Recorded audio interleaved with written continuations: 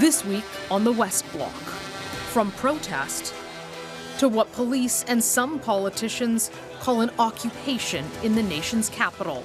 The lawlessness must end. It's not a protest anymore. It's become an occupation. There is not a right to shut down our democracy or our democratic processes. There is not a right to abuse, intimidate, and harass your fellow citizens.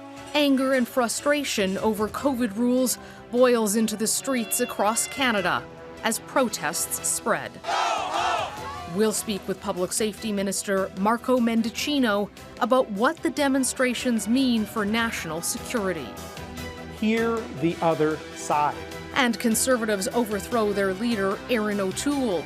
As caucus infighting spills out into the open, is the party self-destructing? Former Minister of Foreign Affairs John Baird weighs in. It's Sunday, February 6th, and this is the West Block.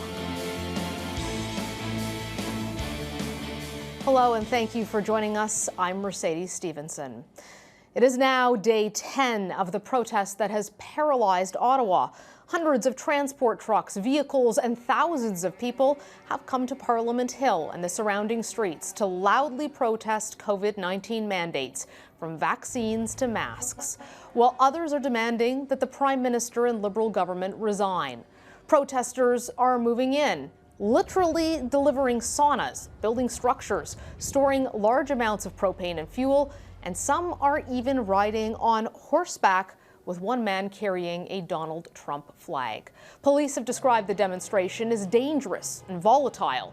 Meanwhile, GoFundMe has cut off the $10 million that organizers had raised, citing evidence from police about illegal activity and violence. Organizers and the protesters say they come in peace and are just fed up with far-reaching government rules, and they're not going anywhere until the mandates do. We are joined now by the minister responsible for public safety and national security, Marco Mendicino. Thank you so much for joining us today, Minister. Obviously, situation on Parliament Hill and unfolding across the country that has drawn everyone's attention. A lot of politicians have described this as an occupation. Others endorse it. How would you describe what we're seeing in Ottawa? Well, I think in some places across the country, we've seen demonstrations, but we haven't seen significant disruption like we are seeing in Ottawa. I think if you were to ask a number of the residents in Ottawa, certainly they would tell you it feels like an occupation.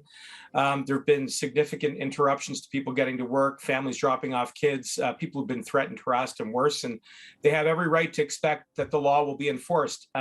Ottawa Police is the police of jurisdiction, but RCMP have accepted and approved all of the requests for additional resources on the ground. At the end of the day, this is a convoy about vaccines. 90% of Canadians have gotten vaccinated, including truckers. The convoy can disagree, but they're not above the law, and there should be a peaceful resolution to this as soon as possible. I just want to go back to asking you, do you think that this is an occupation, or do you think it's still a protest in Ottawa? Well, I think that there are elements that are concerning, and certainly where you see people who are bringing in propane jerry cans. When you hear about people who have been threatened, harassed, and assaulted, and where there isn't law enforcement, then they don't feel safe, and that's why it's really important that we see Ottawa Police Service step up the enforcement. There are charges that are being laid. There are criminal investigations. All of that, of course, is being undertaken by the police. The police are not an extension of the political part of the government, but Canadians have a right to feel safe, and certainly we'll keep supporting however we can. Do you think that the Ottawa police have done an adequate job here? I mean, when you see propane being hauled up onto Parliament Hill, I think back to the Canada 150. If you tried to take a canister of propane through that security, it never would have gone up, and that was certainly a peaceful event. In fact, it was a party. And now we see it right in front of the Prime Minister's office, right in front of large crowds. Even if there was to be an accident and nothing intentional, there's a significant safety risk there, a lot of folks are saying. Are you satisfied with the job that the Ottawa police have done, or do you think it's time for the federal government to step in when the police are saying, we're overwhelmed, we're afraid of violence, in fact, we're so concerned about violence that we don't think we can really tell people what to do in this situation? Mercedes, I share that concern, and I've seen the same images as you, and I've seen other images around fireworks at the National Monument. I mean, we saw some protesters over the weekend who were riding horseback. I think that all of these things are very important questions for the Ottawa Police Service to reflect upon. We have seen some other demonstrations in other parts of the province and around the country where people have been able to express different views, but with safety. And I do think that there is a long-term reflection for everyone. But at the end of the day, what we within the government can do is to provide support where we can. I had a good call with Mayor Watson, and following that, we were able to confirm additional resources that would be provided by the RCMP, and we'll step up as much as we can. People have asked, why not call in the military? Why not from your perspective?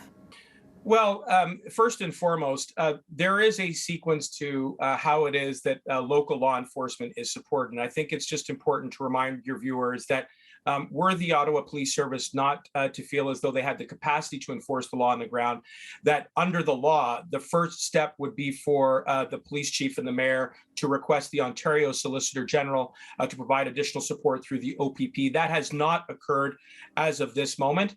And I think in the long run, we want to rely on the law enforcement to deal with a public order event.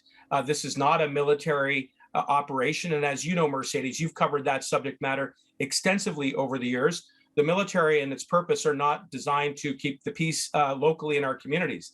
So it's obviously a last resort. In the meantime, it's important that Ottawa Police do their jobs on the ground.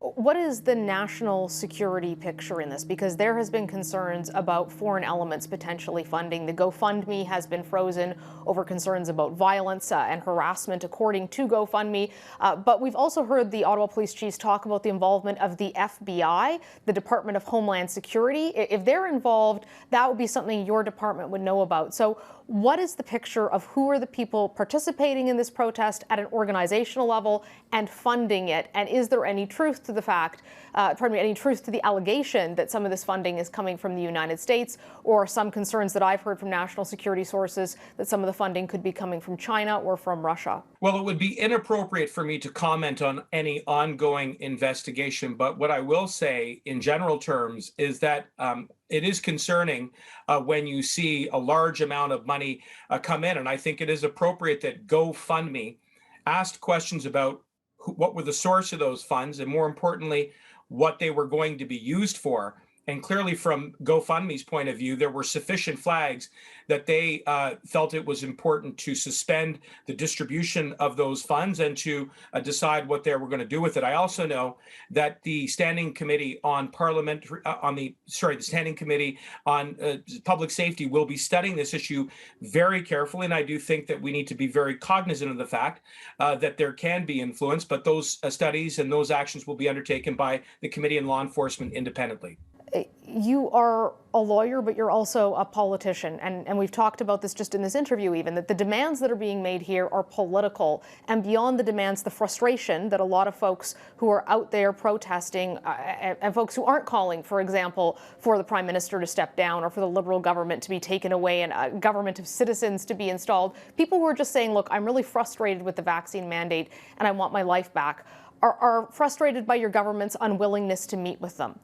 Former Sergeant of Arms of the House of Commons, Kevin Vickers, who of course was involved in the shooting that happened up there in 2014. He was also Liberal leader in New Brunswick, so this is not a Conservative politician, has said that the government maybe should look at meeting with some of these people to try to de-escalate things, to try to listen and see if there are some rational demands to at least make them feel heard.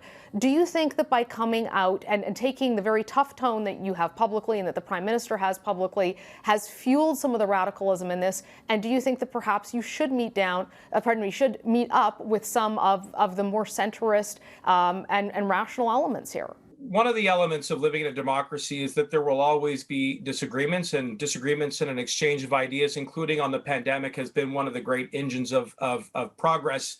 And I will say that for those who have that sense of fatigue, I think we all feel it. There have been highs and lows in the pandemic, and we all want to get back to life as normal pre-COVID. In our view, and we laid this out in an election very transparently, where Canadians had the freedom to choose, we believe that the best strategy to get there, to get to back to normal, is through vaccinations. But do you think that you should be meeting as politicians with people who are engaged in the protest to try to de-escalate it? Well, again, I would just simply underline that quite apart from the convoy, we've been robustly engaging with Canadians in a very vigorous debate about this. And I know that the police have had some dialogue that is perfectly within their domain. And again, operationally independent from the government with some of the leaders of the convoy. But at the end of the day, we have always been prepared to listen, Mercedes, when it comes to having a discussion around the best way out of the pandemic. Science has resolved that debate. You can okay, but the Prime Minister has said that he won't meet with these people. It's not about the science, but about whether or not he might meet with them. He's saying he won't. We'll see if that changes, or perhaps if you will. But we are out of time for now. Thank you very much for joining us. Thanks again for having me, Mercedes. Up next, Erin O'Toole ousted as Conservative leader. What's next for the party? We'll sit down with former Foreign Affairs Minister John Baird. Just days after Erin O'Toole was ousted as Conservative Party leader, the party's finance critic, Pierre Poilievre, is throwing his hat in the ring to become the next leader of the party. Former Minister of Foreign Affairs and Conservative commentator John Baird joins us now. Thank you so much for making time for us this morning, Mr. Baird. I know you're a close friend of Mr. Poilievre's. Why do you believe he should be the next leader of the Conservative Party? Well, thanks for having me. I've seen Pierre grow over the years. He's someone who I think will galvanize Conservatives, not just in the parliamentary caucus, but across the country, and galvanize Canadians. You know, you get such a unique background. He's someone who was born and raised in Alberta. He's been elected in a suburban riding in Ontario 7 times. He's got the brains and, more importantly, the backbone to be a very strong leader. You know, he's certainly a strong Conservative. No one's going to question that. I don't think anyone questions whether he can win this race. Others are just going to be joining, it seems like, to raise the profile rather than because they have a chance against him. It's likely to be essentially a coronation. The question for the Conservative Party, though, isn't whether he can unite Conservatives, it's whether he can unite Canadians in choosing to vote Conservative. Do you believe that someone who has been so bombastic in their past rhetoric and so hard on their conservatism will be able to draw in people who might have voted Liberal or for another party in a past election? Well, I think he's passionate, and I think he's got strong values and principles, and I think he'll have a message that will excite Canadians. I think the first challenge is obviously unifying Conservatives. We lost 550,000 votes in the last election. We want those people back.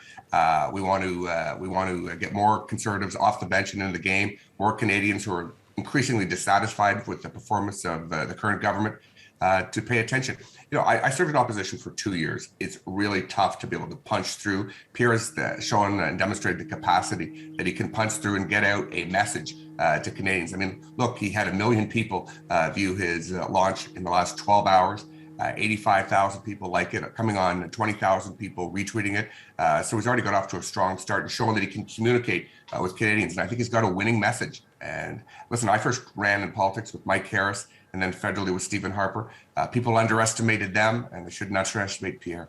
I think Pierre Poilievre certainly can punch through on social media. He's got a very powerful presence there. That's different than getting people to the polls, though, and to vote for you. And a lot of his language is heavy in the rhetoric. He talks about just inflation for inflation, which is something that countries around the world, the United States, the UK, are also dealing with. He talks about, in his launch video, wanting to make Canadians the most free, getting to keep more of your money, which he says the government is taking away and people are keeping less. The federal government hasn't raised taxes. I mean, there's a lot of rhetoric here. Whoa. The federal government raised taxes on January the 1st in terms of that was scheduled. That was scheduled, John. They haven't raised individual taxes on people. They did. They raised taxes in a big way when they first got elected back in 2015. And let me say this, Pierre Poilievre was talking about inflation. When you print $500 billion, Pierre was warning inflation months and months and months ago, and the government and every major economist said, oh no, there'll be no inflation in Canada, don't worry, then it'll be transitory. And now it's one of the #1 concerns of Canadians. Well, and it is for people in countries around the world, too. Pierre's been elected 7 times in a suburban Ontario riding. It's the riding I used to represent provincially. And he's shown that he's been able to get those middle class and working people to support him and to support his message. He actually went up in the last election in terms of his popular vote in his riding. And I think he'll be very strong at communicating, particularly in the 905 belt around Toronto, which those voters look a lot like the ones that he represents in Parliament. He's chosen very strongly to associate himself with this truck protest, lots of pictures posing with them. When I went through his social media, he was talking about how it was a protest of peaceful, salt-of-the-earth Canadians who would give you the shirt off their back. You now have the police chief calling this an occupation, saying this is a city under siege. No sense that Pierre Poilievre is going to back away from backing this protest. Do you not think that's potentially a political risk for him? Well, I think, Pierre is speaking to the fatigue and anger over government overreach, and obviously he stand up for freedom. But there'll always be a few bad apples in every basket. But Pierre, well, a city under siege is more than a few bad apples, with all due respect. Comparisons that, some media have said that the Russians have endorsed this, or that it's somehow similar to January the 6th in Washington. So let's be realistic on this. That is a temporary issue. Pierre speaking to the future of what we can do to make Canada a more prosperous and a more free country. Do you think that he will be someone who can unite Canadians? Because a lot of folks say there's just so much division in politics that both sides of the political spectrum are trying to really pounce on this division and to use it for their own political gain, whether it's COVID frustrations or economic frustrations. Do you really believe he can be a unifier? And how does he do that? Does he have to change the past tone? Well, I think unifying the political discourse in the 21st century has become increasingly difficult. Certainly, we know the incumbent hasn't been able to do that, and I think Pierre has a greater capacity than the incumbent. I think first and foremost, though, we need someone with a vision, someone with a direction, someone with strong leadership, and someone who gives people some hope, but that there's opportunity in the future. And I think Pierre's the one to do that. Listening to his video, some folks are saying they thought that it was Trumpian. He said things like, what the elites control, I'm going to put you back in charge of your life. He quoted, you are the captain of your own soul, which is likely the case no matter who the government is.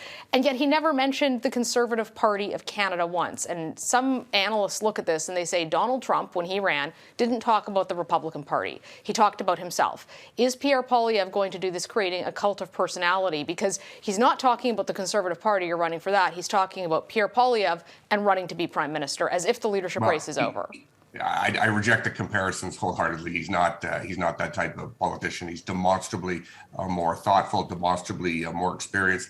I think what you're going to see is Pierre present himself as an incredibly popular leader of the Conservative Party, and then present himself as a viable candidate to be prime minister and to be a successful prime minister when elected.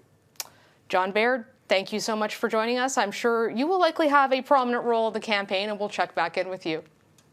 Well, I'm looking forward to working with the thousands of people who've already signed on support, people like Melissa Landsman, people like Brad Biss, and people like James Bizat. We're really excited with the support that we're getting. Thank you very much, Mr. Baird. We'll be right back after the break. We will talk to a former police chief in Ottawa about the ongoing protests seizing the capital.